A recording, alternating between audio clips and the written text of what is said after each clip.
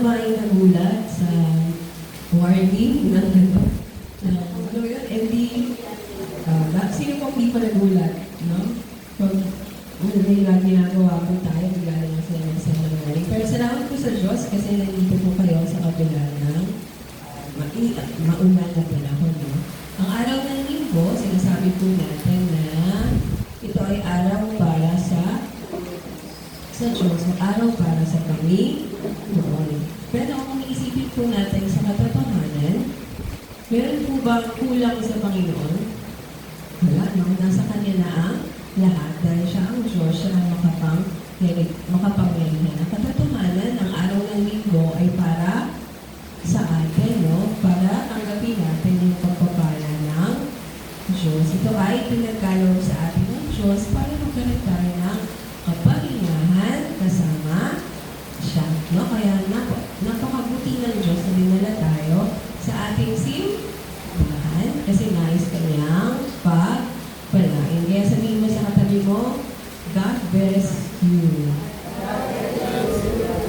Ayan, no? God will bless you today sa inyong pakikinig. Tayo po ay magsimula sa ating mensahe sa panalangin. Tayo ay manalangin. Ang naming Diyos, maraming salamat po na sa kabila ng anumang pinagdaanan namin sa nagdaang linggo ay narito po kami sa pamamagitan ng awa mo, kalakasan mo, kamatihan mo at katapatan mo, pag-ibig mo sa aming buhay, Panginoon. Nawa kahit po nasa gitna po kami ng panahon na ito, Panginoon, nalangin ko namin yung pag-iingat mo, yung kapalagaan na nagmumula sa iyo, Panginoon.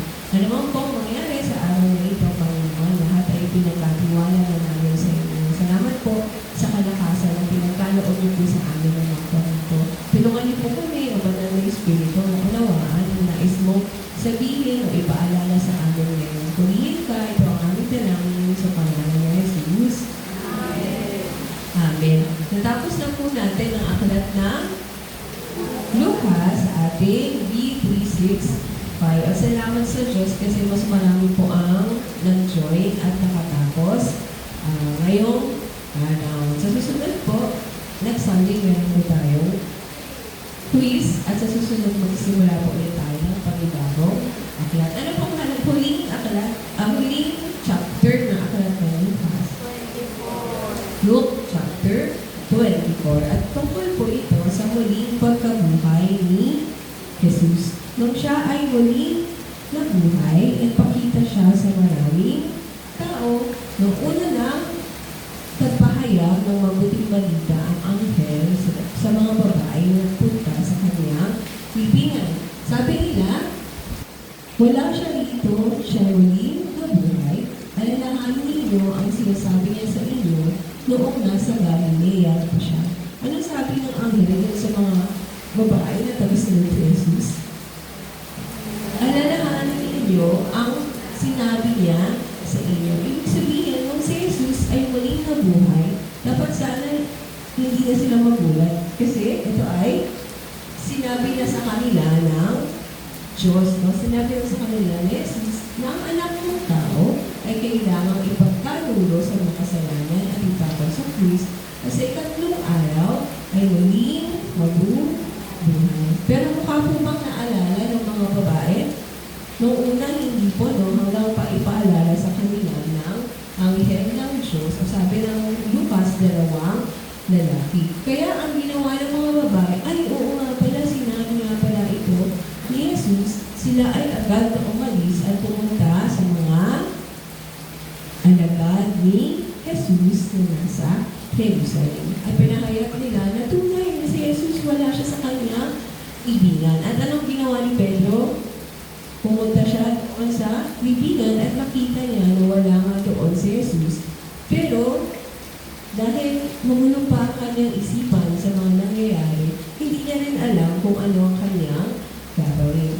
Hanggang sa mga sumunod na chapter, may dalawang alagad naman na naglalakad. Pamuntang Emmaus, nabasa ninyo, di ba?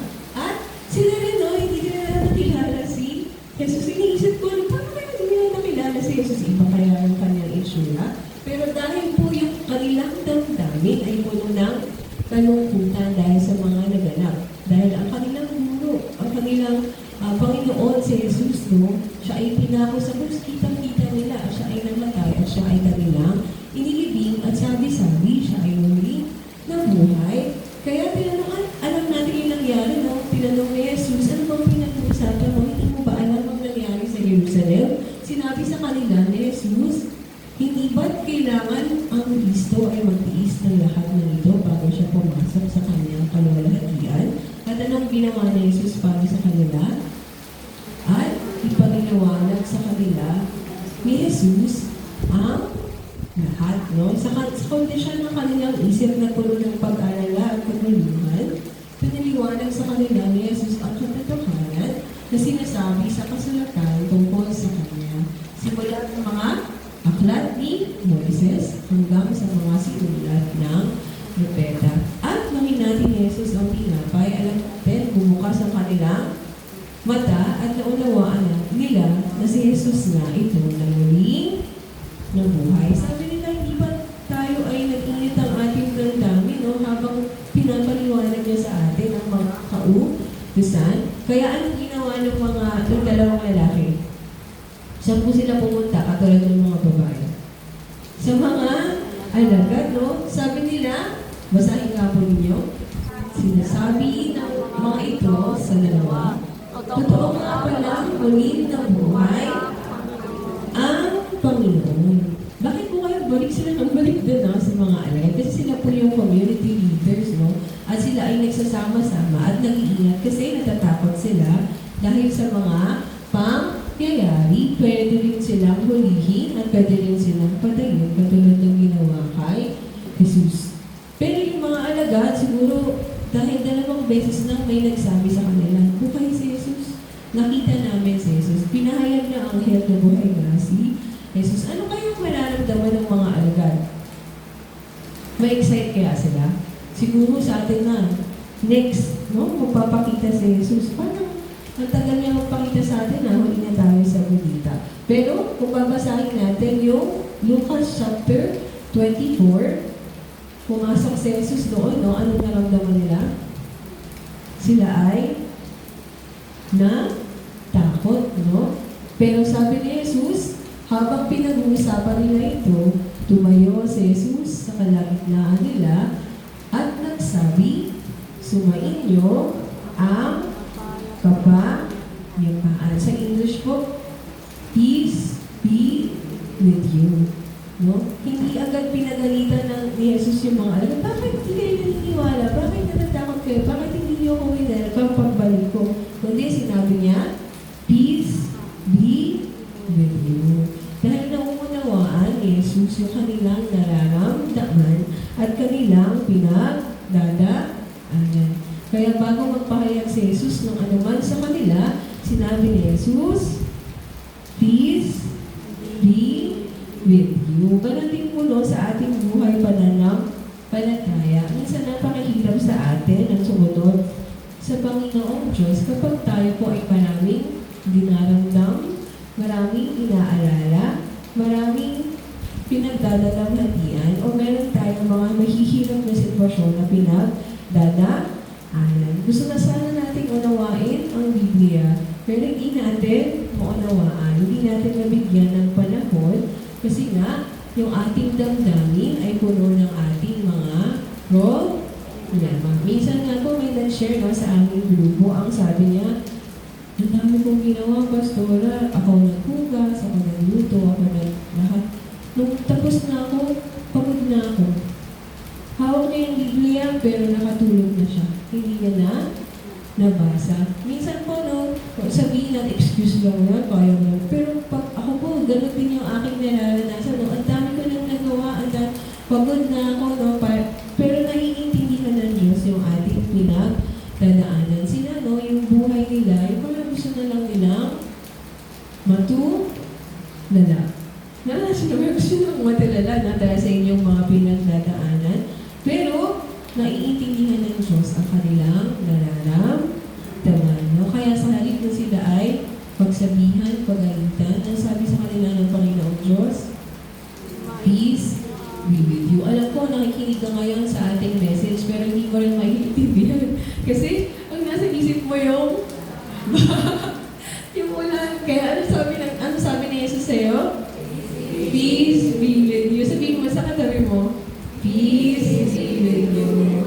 Sabi ni Jesus, kapayapaan ang ibinibigay ko sa inyo. Kaya dalangin ko po, no, magkaroon po tayo ng kapayapaan sa oras na ito, nakasama natin si Jesus, ano man pong pinagdadaanan sa ating buhay. At ganoon din po, no, tinanggap ni Jesus ang kanilang nararamdaman. Bakit kayo natatakot? Ba't kayo nag-aalinlangan?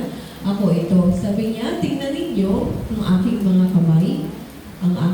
Ako nga ito, hawakan ninyo ako at pagmasdan. Ang multo ay walang laman at buto, ngunit ako ay mayroon tulad ng nakikita ninyo. So pinakita na Jesus, no, ng kanyang physical na katayuan. At habang sinasabi niya ito, pinakita niya sa kanila ang kanilang mga kamay at mga paa. Pero naniwala pa rin ba sila? Sabi dito, hindi pa rin sila makapaniwala. Kaya anong ginawa ni Jesus? Nangingi siya ng pagkakita.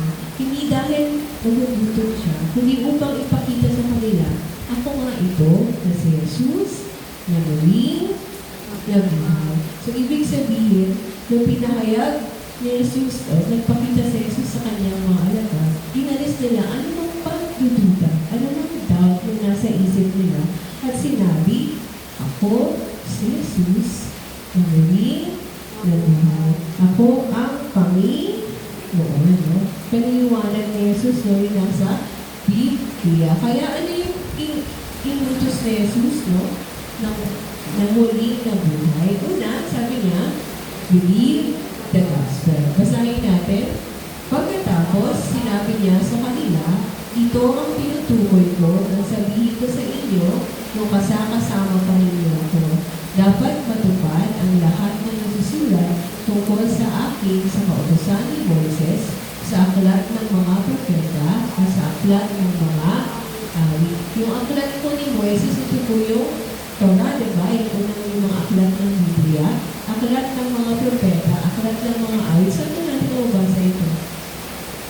Sa Old Testament. Sinasabi ni Jesus sa mga alagad, yung mga binabasa ninyo, yung mga tinutulong sa aklat ng Old Testament, lahat yun ay patungkol sa akin. Dahil ako nga ang Mesiyas, ang tagapagligtas.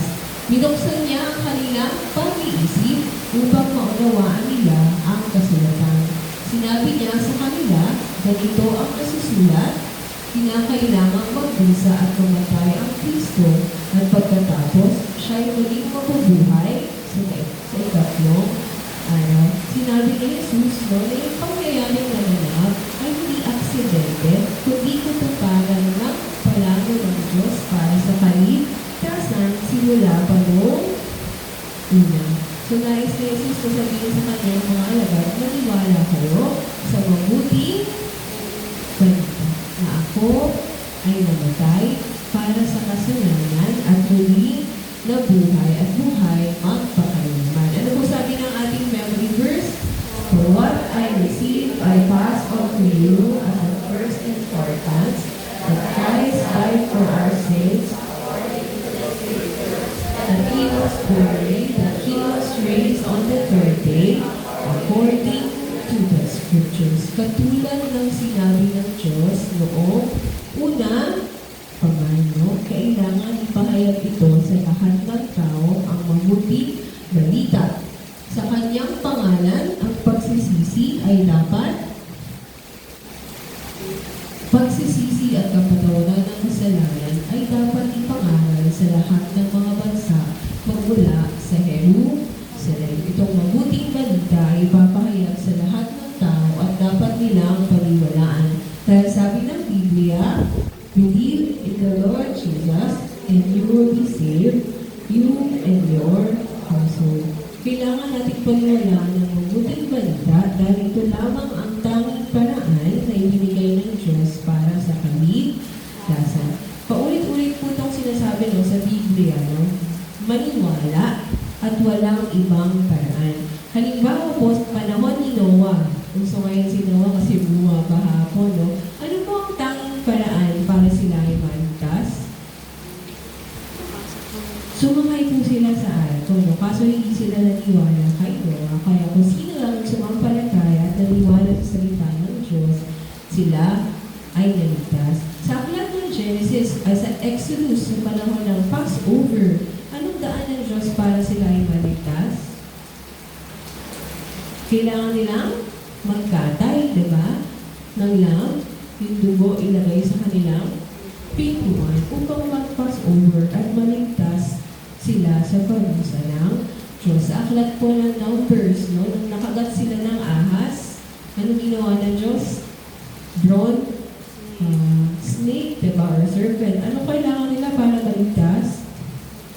Kailangan nila tumingin, no? Ibig sabihin, nagbigay ng kaligtasan ang Panginoon, pero kailangan natin sumampalataya or paniwalaan. Kailangan tayong may gawin, katulad ng mga tao, nakita natin, no? Paano natin masasabing tayo ay may pananampalataya kay Jesus?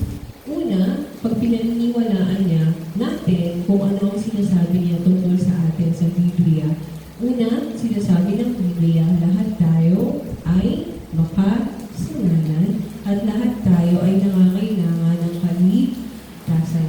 Kung totoong sumasampalataya ka kay Jesus, ipapahayag mo sa Diyos ang iyong mga kasalanan. Panginoon, ako ay makasalanan. Ito ang aking mga kasalanan. Kailangan ko ng iyong kaligtasan. Pangalawa, paniwalaan mo yung ginawa ni Jesus para sa'yo, na siya ay namatay sa krus at muli na buhay para sa iyong kaligtasan. At huwag kang magtiwala sa iyong sarili. Hindi ka naliligtas ng iyong pagsisimba sa church. Hindi ka naliligtas ng iyong paglilingkod sa Diyos o pagbibigay ng offering. Dahil ang kaligtasan ay sa pamamagitan lamang ng paniniwala at pananampalataya sa ginawa ni Jesus para sa iyo. Ano yung unang inutos ni Jesus na muling nabuhay? Believe the gospel. Maniwala kayo sa mabuting balita. Tanong ko, kanina po kayo nagtitiwala para sa inyong kaligtasan? Kanino po kayo nagtitiwala para sa inyong kaligtasan? Kay Jesus. Paniwalaan niyo si Jesus lamang. Pangalawang utos, ano yung sinabi ng recent Lord? Proclaim the gospel. Sabi sa verse 47, dapat ito ay ipangaral sa lahat ng bansa magmula sa Jerusalem. Ang katotohanan ito na inyong nakita, narinig at naunawaan ang mabuting balita, kailangan ipahayag saan po? Sa lahat ng bansa. Naging worldwide mission magmula sa Jerusalem. Kasi sabi niya sa verse 48, kayo ang mga saksi sa mga bagay na ito. Ano yung inutos ni Jesus na muling nabuhay? Ipahayag ninyo ang mabuting balita, ang kapatawaran ng kasalanan sa lahat ng tao.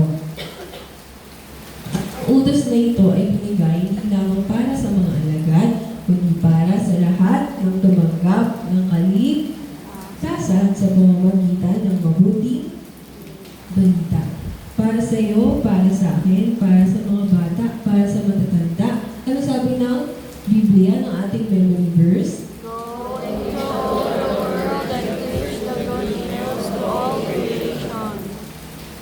Preach the good news to all creation. Binigay na Jesus sa lahat ng mga sumusunod sa Kanya. Ang mabuting balita ay para sa mga kapitbahay mo na nasasalubong mo araw.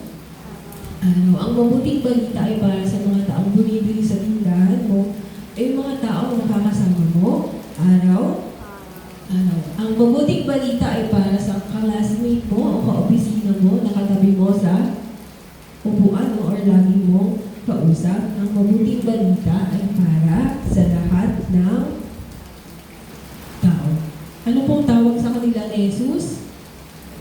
Kayo ang mga saksi sa mga bagay na ito. Kayo ang mga saksi witness. Ano po ba ang isang witness? Halimbawa po, merong aksidente. Dumating yung police, tatanungin ka, ikaw ay witness. Kailangan po ba graduate ka muna ng law? Kailangan po ba graduate ka ng college? Kailangan po ba marami kang alam? Ano lang po kailangan mo sabihin? Kung ano ang iyong nakita, ano ang iyong naranasan. Ganun din po tayo. Hindi po natin kailangan alam ang lahat sa Biblia bago po tayo maging mga saksi. Ano lang kailangan mo pong sabihin? Ang mabuting balita sa ginawa ni Jesus at kung paano mo naranasan ang Diyos sa iyong buhay.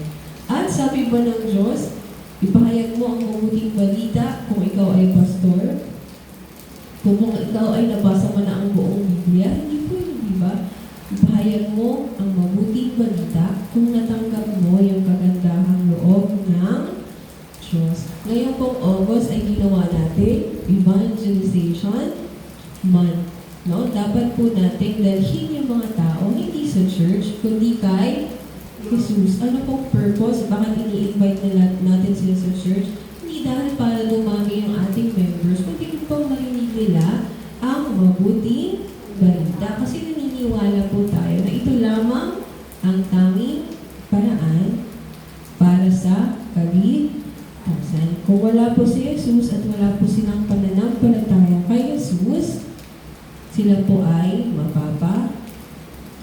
At alam niyo po, marami nang nauna sa ating pamilya na hindi po natin nabahagian ng mabuting balita. Ngayon po, bigyan natin ng pagkakataon yung mga taong kakisalumuhan natin araw-araw na marinig ang mabuting balita. Kasi tayo po ay mga sisi ni Jesus at inutos niya ito nang siya ay muling nagmamay. Hiniligtas tayo ni Jesus, hindi lang para tayo ay maligtas, kundi para maging mga saksi para sa Kanya, no? At para sa mabuting balita. Kaya lang po minsan, no, bakit hindi po tayo nagpapahayag ng mabuting balita?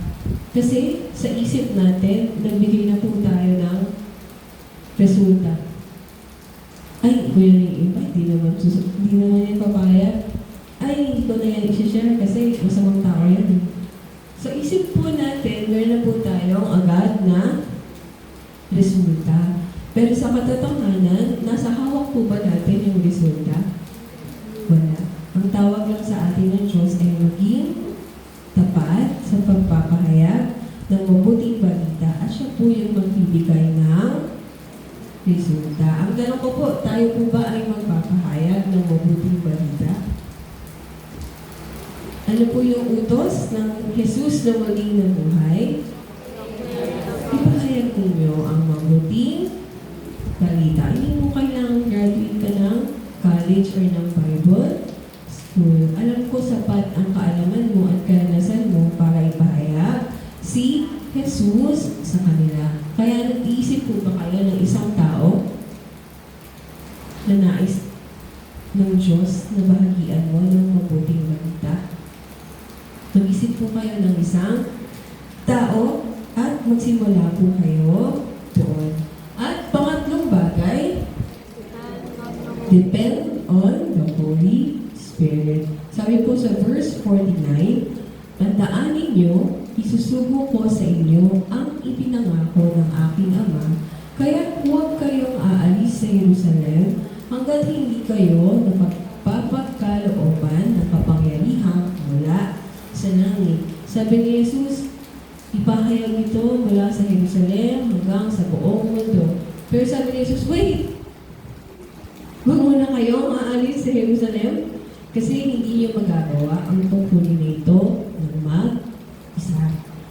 Antayin ninyo ang aking ipapadala ang kapangyarihan mula sa langit. Sino po yun? Ang Holy Spirit. Kaya ano sabi ng ating memory verse? Sabi sa Acts 1:8,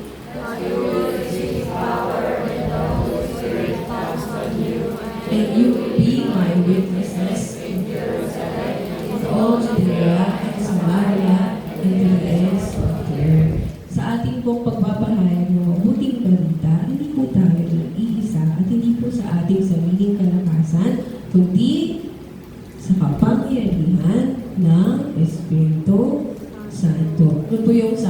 natin, saan nagmumula ang kapangyarihan nating mga Kristiyano? Holy Spirit. Sa Holy Spirit at ganoon din sa pagpapahayag ng ating mabuting balita. Kaya kung may naisip ka na isang tao, pwede mo na siyang ipag-pray, panalangin mo, natulungan ka ng Diyos kung paano maipahayag sa Kanya ang mabuting balita. Kasi maging si Pablo nagpahayag siya ng mabuting balita sa napakaraming bansa, nagtatag ng maraming simbahan. Paano niya po nagawa? Ano sabi niya sa Biblia? Basahin niyo nga po. Sa aking pananalita at pamamaral ay hindi ko sinubukang hikayatin kayo sa pamamagitan ng mahuhusay na talumpati at karunungan ng tao.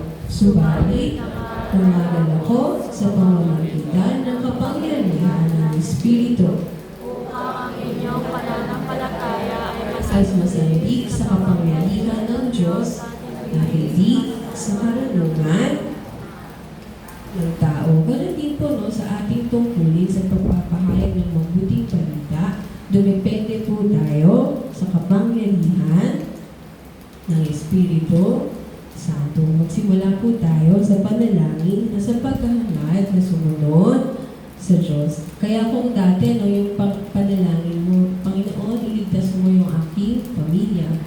Ngayon, sabihin mo sa tulong ng Espiritu Santo, Panginoon, gamitin mo ako upang ang pamilya ko ay maligtas at makarinig ng mabuting balita.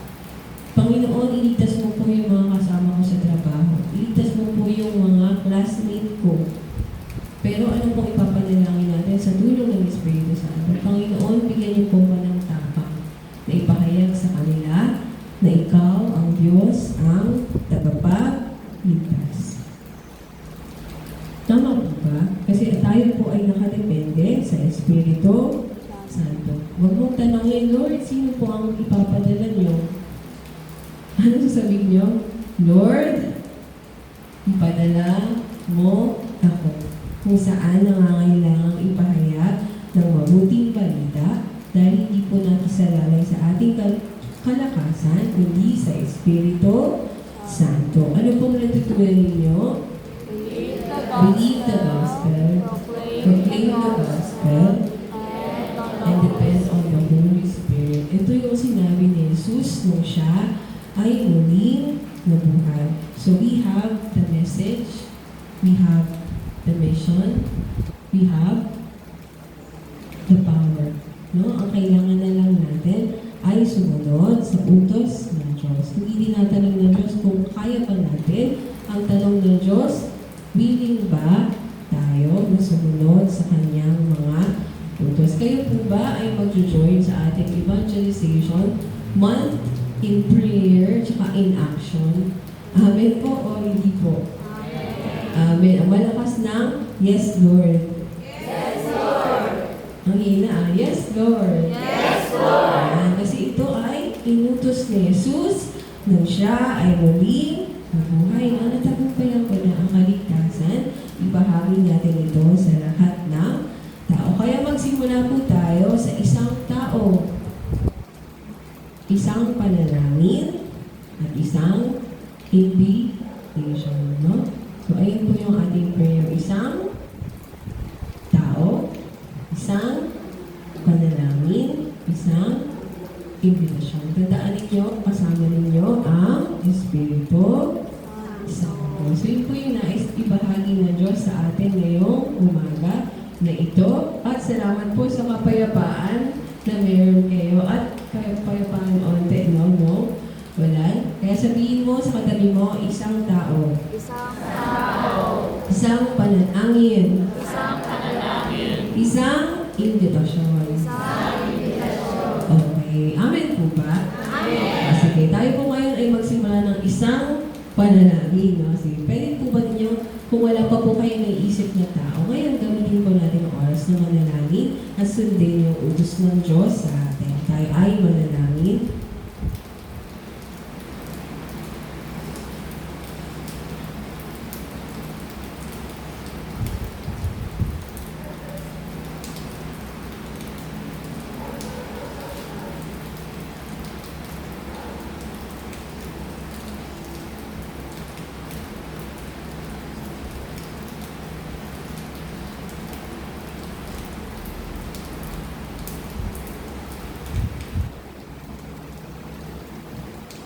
tayo ay manalangin. Ang naming Diyos, maraming salamat po sa kapayapaan na ibinigay mo. Salamat po na tunay na Jesus na pinagtagumpayan mo na ang aming kaligtasan sa krus na ikaw ay namatay at muling nabuhay.